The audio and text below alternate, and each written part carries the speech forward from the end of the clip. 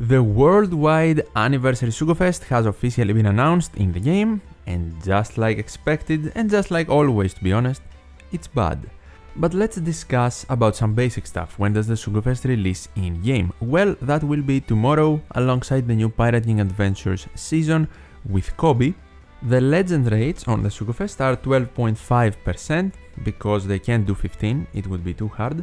And then we actually get two new legends, Blackbeard and Burgess, which we discussed about and broke down completely in my previous video. But out of these two, we know for sure now, Blackbeard is anniversary specific, while Burgess is a normal legend.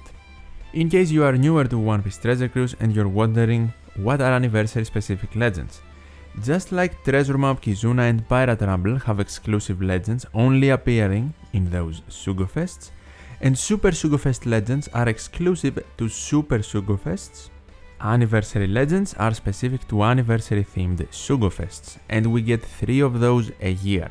The first one is around March, the worldwide anniversary, the one we get now.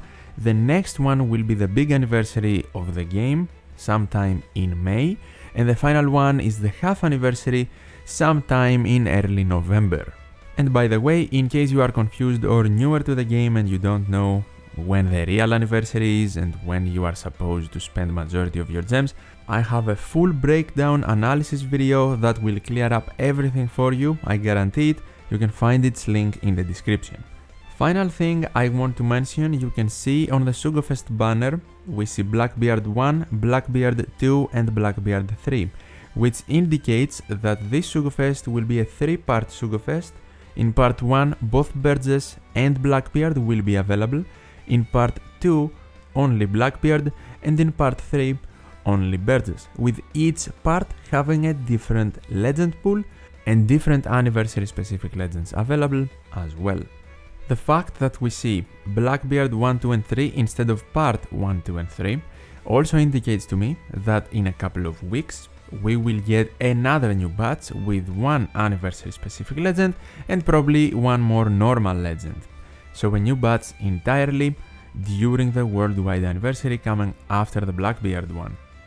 In case you're wondering how do you know that, it hasn't been confirmed by Bandai nor has it been leaked, but they did the same thing and followed the same pattern last year, first during the 9th anniversary with the Luffy, then the Sanji, then the Zoro part, and then again during the Summer Super Sugo Fest with Gear 5 Luffy, Lowen Kid and Big Mom. So in my opinion it is almost guaranteed to happen, and especially because we also don't have the full Blackbeard pirates. In my opinion, Kuzan will get an anniversary specific legend, Lafitte or Shiryu will get a normal legend, then the other one will get a rare recruit alongside San Juan Wolf and Alvaro Pizarro from the Blackbeard Pirates. Let's now check the steps of the upcoming Sugo Fest and let me explain to you why I called it bad at the start of the video. First thing we see is 19 steps, 19 out of 30 steps in the anniversary Sugo Fest, quote unquote, are actually the last wanted poster being a Sugo Fest exclusive or a rate boosted character. This is a complete joke, and I warned you by the way in my video a couple of days ago, the worldwide anniversary always feels bad, every single year. And I do like the new batch, I think it is interesting, they have good synergy, I think Blackbeard and Burgess can be very strong. The thing is, someone cannot tell me with a serious face that this is an anniversary Sugo Fest with the 19 steps being nothing. You could have guaranteed more legends, it wouldn't hurt, up until the 10th step. Let's not include the 10th step because we have 50% to get legends, right? In every poster. Up until step 9, we are guaranteed 2 legends. Even if we include step 10, we are guaranteed 2 legends. Up until step 8, where we have the limited pool, we are guaranteed 1 legend. And every single other step, steps 1, 2, 3, 5, 6 and 7, all of them are nothing steps. Either a Sugo Fest exclusive or a rate boosted character, so in all of them, you might just get a rare recruit. And obviously, it is not a guarantee you are going to get one of the 4 new rare recruits either. is it likely you are going to get nothing outside of the guarantees? No, we are most likely going to get some legends during the multis, right? But it's not 15% legend rate either. Maybe if it was 15% legend rate, we would say we pull to get legends during multis anyway, but it's not even that. And even if it was, I would still call the structure out because in my opinion, Bandai decided to call this an anniversary Sugo Fest, and this is what they provide. Someone might now think this is part 1 though, what about parts 2 and 3? Well, it is essentially the same thing, but in part 2 we only have Blackbeard out of the 2 new legends, in part 3 we only have Burgess. Instead of 2 guaranteed legends in the first 10 multis, we get 3 guaranteed legends. Woo, big surprise. I have to say, it is still not the worst Sugo Fest ever. Obviously, it is better than a normal debut Sugo Fest, I just don't feel like it lives up to the anniversary name. At the end of the day though, is it worth for you to do some pulls? Well, it is definitely not worth to spend a lot of gems. In my opinion, no one should be going over 10 multis. And since this is an anniversary specific Sugo Fest, you should be primarily focusing on anniversary specific legends you don't have and pull based on the ones you miss. Normal legends you are missing should be an added bonus, but not a priority. So let's take a look at the parts. Now in part 1 we have Blackbeard and Film Red Luffy, 2 of the best anniversary legends. Oda and Toki are pretty good. This says that got released last year is not bad, he has some unique part about him, but I wouldn't say he is someone you should go out of your way and pull for specifically. Kinemon and the Scabbards are very decent because they are one of the very few units in the game that remove attack down from their captain ability and they work extremely well with V1 Oden. And then the Oiran trio, even though they are the oldest anniversary legend, they are still pretty decent to this day because their utility is strong and they can provide overheal too. Burgess is of course also available here. If we go to part number 2 with only Blackbeard, we have him, Shanks from the half anniversary last year, 9.5 anniversary, and Kid Luffy. All of them good anniversary legends, to be honest. I think Shanks is one of the best ones for sure. We also have 2 great normal legends here, I have to mention, Vituta and Momonosuke.